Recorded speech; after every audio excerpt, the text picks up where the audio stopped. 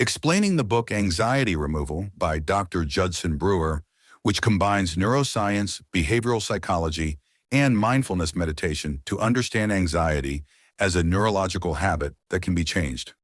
I will explain the book in detail with real-life examples and practical exercises that you can apply. Introduction to the book. Why is anxiety a habit that can be changed? Judson Brewer begins his book with a basic question. Why does anxiety increase despite all efforts to get rid of it? He answers that anxiety is not just a passing feeling, but a habit that is formed in the brain through repetition and neurological reward. Every time we feel anxious and respond to it with a certain behavior, such as overthinking, overchecking, or even emotional eating, the brain receives a short-term reward that makes it repeat that behavior in the future. In other words, anxiety is not just a psychological state, but a recurring pattern that acts as a neurological habit, just like smoking or overeating. Chapter 1. How does anxiety form as a neurological habit? The human brain relies on a neurohabit system, which consists of 3 stages in 1. Trigger, a situation or thought that triggers anxiety, such as receiving an email from your boss. And 2. Behavior, a person's response to anxiety, such as overthinking or emotional eating. 3. Reward, a temporary sense of relief which causes the brain to reinforce the habit. A practical example of the anxiety cycle. Trigger, you have an important meeting tomorrow and you feel stressed. Habit, you start overthinking negative scenarios. What if I mess up? What if I'm not ready? Reward, you feel like you've prepared well, which gives you temporary relief, but the anxiety returns later.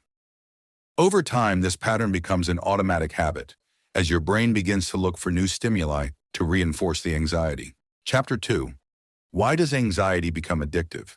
Anxiety, explains Brewer, works like an addiction, with the brain locked into a behavioral loop. 1. Anxiety creates more anxiety.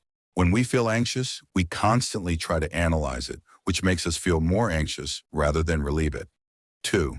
Attempts to stop anxiety reinforce the habit. When we forcefully try to suppress anxiety, we reinforce its presence because we give it extra importance. 3. The mind becomes addicted to overthinking.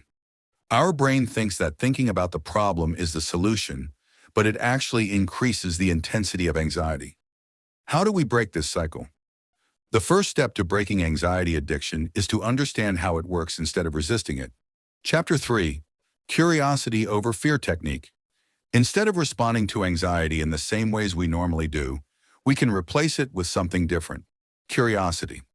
What is curiosity?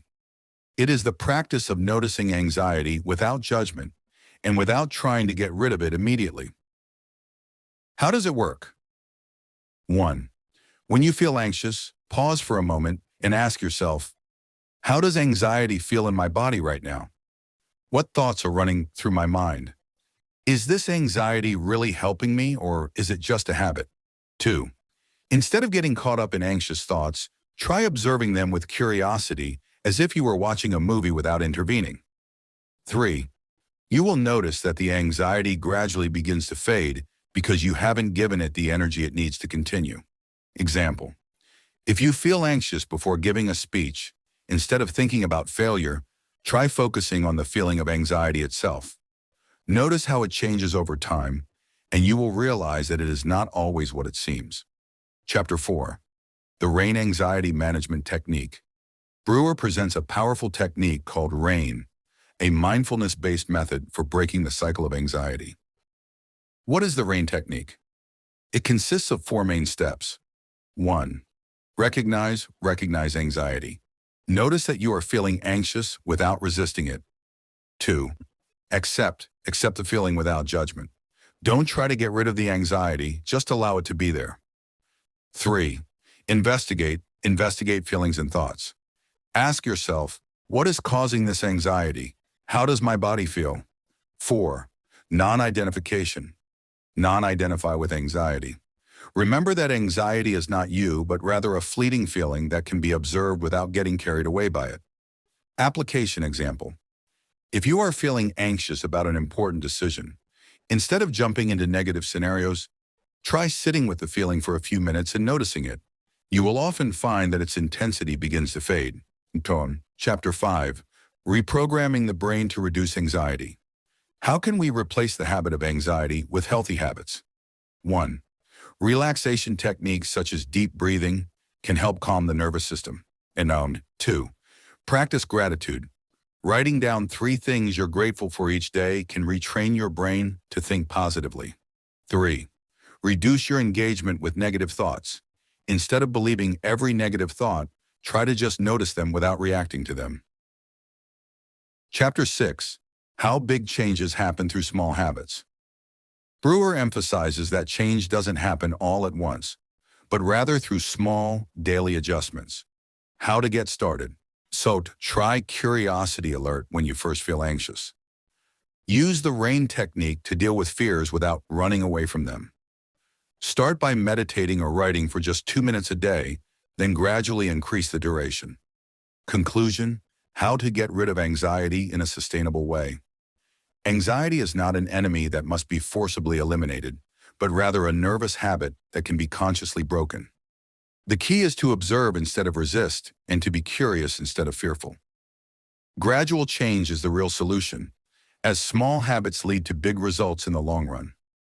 What do you think of these methods?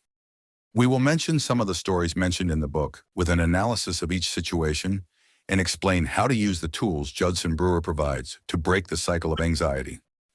1. Mark's story, anxiety at work and fear of failure. Background. Mark was working as an executive at a tech startup. He was successful, but he was constantly stressed that his boss or colleagues might not be happy with his work.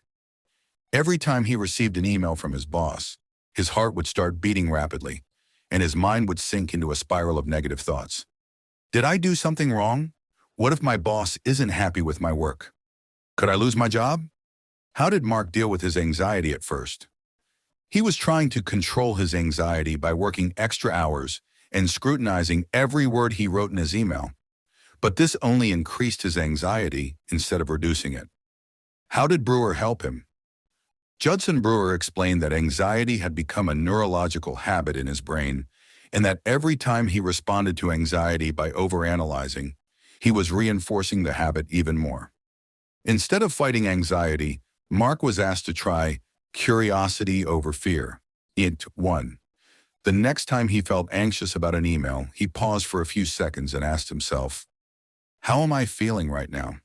Where in my body am I feeling this anxiety?" He noticed that his chest was tightening. What would happen if I didn't act right away? 2. He began to notice that anxiety comes in waves and that it's not always what it seems. 3. Instead of trying to analyze an email for hours, he began to practice accepting the feeling and observing it without overreacting to it. The result? After a few weeks of experimenting, he noticed that his anxiety was starting to decrease. He was responding to emails with more confidence without having to review them dozens of times. He no longer felt so afraid of being judged by others, but rather focused on the quality of his work only. 2. Sarah's story, emotional eating and anxiety. Background. Sarah had a stressful job, and her day was full of appointments and tasks. Every evening, when she came home, she felt exhausted and anxious, and she found comfort in eating fast food and chocolate. She wasn't really hungry, but she would tell herself, "I'm so stressed, I need something to make me feel better." One piece of chocolate won't hurt. After eating, she felt temporary relief, but then she felt guilty, blaming herself, which increased her stress. How did Brewer help her? Sarah was guided to use the R.A.I.N technique to combat emotional eating. 1. Recognize. She noticed that she turned to food when she was stressed, not when she was hungry. She realized that there was a pattern that repeated itself every day: stress eating, temporary relief, guilt. 2. Accept. Instead of fighting the habit, she decided to accept that it was there and deal with it consciously. 3. Investigate. She asked herself, what am I really looking for? Do I need food or do I need relief from stress? She noticed that when she ate quickly, she was ignoring her feelings instead of confronting them. 4. Non-identification. She understood that this habit was not part of her identity, but rather an automatic response that could be changed. The result? In the following weeks, she began to experiment with other ways to deal with stress, such as walking or writing in her journal. She became more aware of her feelings before she turned to food, which helped her gradually break the habit. She lost weight, felt more energetic, and improved her mental health. 3. James's story. Social anxiety. Background. James suffered from shyness and social anxiety. He was afraid to speak up in meetings or meet new people, and he avoided social situations altogether. Every time he had to speak in front of his colleagues, he would think of the worst-case scenario. What if I say something stupid? What if people think I'm not smart? How did Brewer help him? James was encouraged to try the curious alert technique instead of trying to forcefully stop the anxiety. 1. Every time he felt afraid to speak up, he would notice the feelings in his body instead of trying to escape them. 2. He started by asking himself, what does anxiety feel like in my body? Does my stomach feel tight? Is my heart racing? 3. Instead of avoiding meetings, he decided to try gradualism. At first, he spoke in short sentences. Later, he began to share his thoughts more confidently. Result: after a few months, he started to feel more comfortable talking to others. He no longer believed that every little mistake meant he was a failure. He became more integrated into the work environment, and he got new opportunities because of his improved communication with his colleagues. 4. Lisa's story, worrying about the future. Background. Lisa was constantly worried about the future, and she was constantly thinking about the worst possible scenarios, which caused her to suffer from insomnia and constant psychological stress. What if I lose my job? What if something bad happens to my family? How will I pay the bills if something unexpected happens? These thoughts controlled her life, causing her to lose enjoyment of the present. How did Brewer help her? She was encouraged to practice mindfulness meditation daily, even for just 5 minutes. 1. Every morning she would sit quietly and breathe slowly, focusing only on the present moment. 2. When anxious thoughts came, she would notice them without engaging in them, like clouds passing in the sky. 3. She began to understand that most of her fears never came true, and that worrying about them was not helpful. The result? She became calmer and more accepting of life. Her sleep improved, and she became more present in the present moment. She got rid of constant worrying about the future, and she began to live her life more consciously. What do you think of these stories? Is there a situation similar to what you are going through?